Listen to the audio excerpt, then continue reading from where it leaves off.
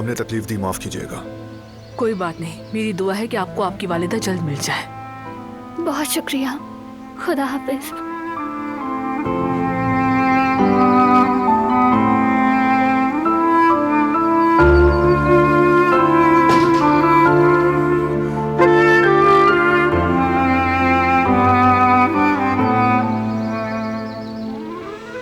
क्या हम मम्मी को नहीं ढूंढ सकेंगे? पहले ही पड़ाव पर हार नहीं मानते। अभी सफर शुरू हुआ है। तुमने समझाया था, लेकिन मैं खुद को रोक नहीं सकी। शायद मैं जरूरत से ज्यादा उम्मीद बांध बैठी हूँ।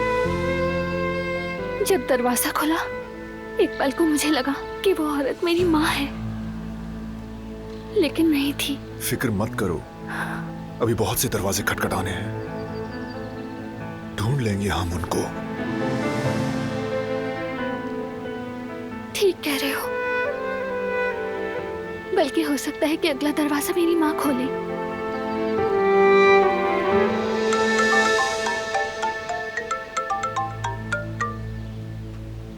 हाँ बोलो जेहान, क्या हुआ?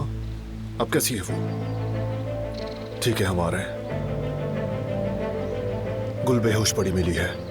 पता नहीं क्या हुआ होगा वहाँ। चलो।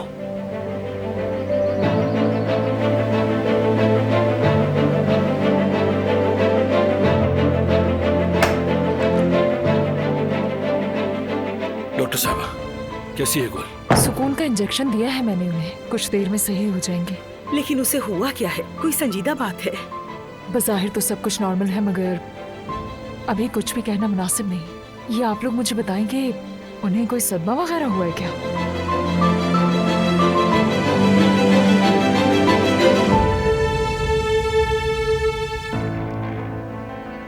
क्योंकि गुल साहिबा बहुत ही ज्यादा जहनी दबाव का शिकार लग रही हैं। मगर मैंने जो टेस्ट बताए हैं वो भी करवा लीजिएगा। ठीक है डॉक्टर साहब, जो भी जरूरी हुआ हम करेंगे। कोशिश करें कि उन्हें कोई स्ट्रेस ना हो। समझ गया, अब कोई स्ट्रेस नहीं होना चाहिए गुल को, ठीक है? बहुत शुक्रिया डॉक्टर साहिबा। कदर आपा, अब गुल के पास जाएं। आए, मैं आपको छोड़ देता हूँ दरवाजे तक।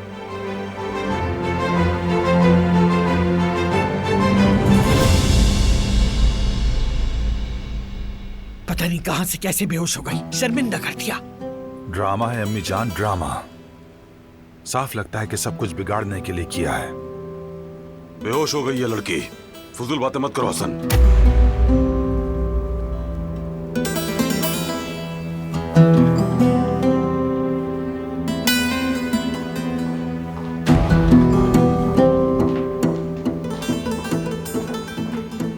गुल बेटी की तबीयत अब कैसी है डॉक्टर साहिबा? ठीक हो जाएंगी। फराज साहब को तफसील बता दी है। उनकी तबीयत स्ट्रेस की वजह से ऐसी हुई है और ये दवाइयाँ उन्हें सुबह शाम देनी होंगी। ठीक है, समझ गया मैं। आपका बहुत शुक्रिया डॉक्टर साहिबा।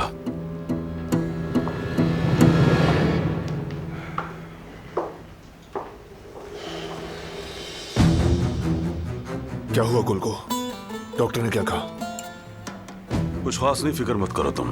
बस बेहोश हो गई थी वो, अब कमरे में आराम कर रही है। मैं जरा ऊपर जाकर उसे देखती हूँ। हाँ बेटा जाओ। तुमने कुछ किया?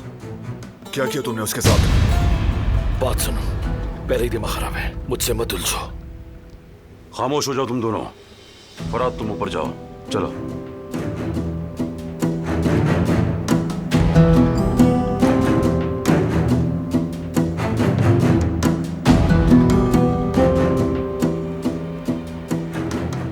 क्या हुआ यहाँ बाबा? आओ मेरे साथ बात करते हैं।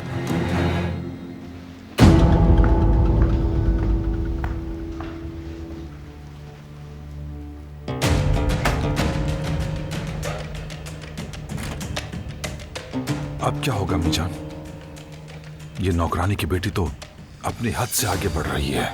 ठीक कहते हो तुम, उसका दिमाग वाकई खराब हो चुका है। जब तक फराद को अपने काबू में नहीं ले लेगी, बात नहीं आएगी वो लड़की। हसन, हमें फराद को किसी भी तरह दूर रखना होगा उस लड़की से।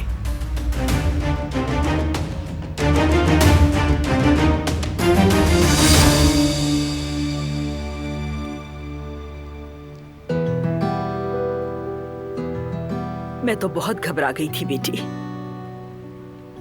गुल को यूं जमीन पर बेहोश देखकर तो पैरों तले जमीन निकल गई। अब वो ठीक है, परेशान ना हो, 1-2 दिन में संभल जाएगी। गुल बहुत मजबूत है। इंशाल्लाह बेटी। खुद पर बहुत गुस्सा आता है। गुल का दिल साले से शादी के लिए राजी नहीं था, लेकिन फिर भी मैंने उसे मजबूर किया। हालांकि तुमने मुझे रोका भी था बेटी। कहा था कि खुशी एक ही बार आती है। कहा था कि उसे अपनी खुशी का दरवाजा खुद खोलने दो, मगर मैंने नहीं मानी, नजरअंदाज कर दिया।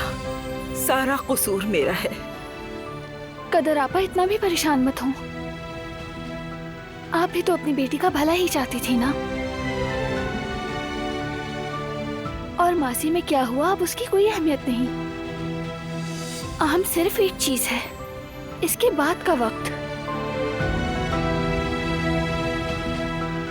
गुल बहुत खुशकिस्मत है। हर हाल में उसे चाहने वाली, सीने से लगाने वाली, दीवार की तरह उसके पीछे खड़ी एक माँ है उसके पास। जब आप दोनों एक दूसरे से सच्चे दिल से मोहब्बत करते हैं तो कोई भी मुश्किल आपके रास्ते में नहीं आ सकती।